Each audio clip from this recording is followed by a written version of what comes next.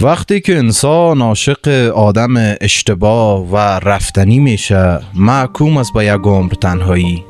رمان کوتاه شب‌های روشن از فیودور داستایوفسکی روایتگر زندگی مردی تنها و بی نهایت خیال پرداز است که بیشتر وقتها نه در جهان بیرون بلکه در ذهن خودش زندگی میکنه.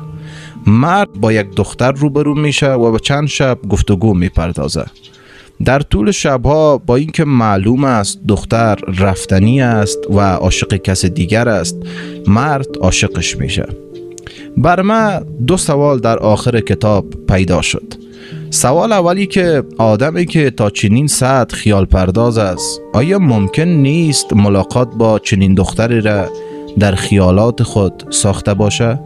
سوال دوم است که اگر نه واقعا چنین ملاقات اتفاق افتاده باشه، آیا چند شب عشق ارزش یک عمر تنهایی را داره؟ وقتی که انسان عاشق آدم اشتباه و رفتنی میشه، محکوم است به یک عمر تنهایی. رمان کوتاه شب‌های روشن از فیودور داستایوفسکی روایتگر زندگی مردی تنها و بی نهایت خیال پرداز است که بیشتر وقتها نه در جهان بیرون بلکه در ذهن خودش زندگی میکنه. مرد با یک دختر روبرو میشه و به چند شب گفتگو میپردازه.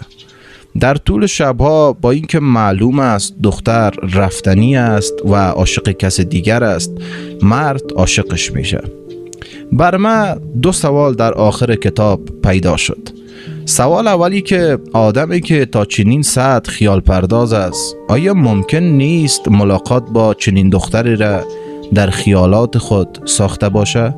سوال دوم است که اگر نه واقعا چنین ملاقات اتفاق افتاده باشه، آیا چند شب عشق ارزش یک عمر تنهایی را داره؟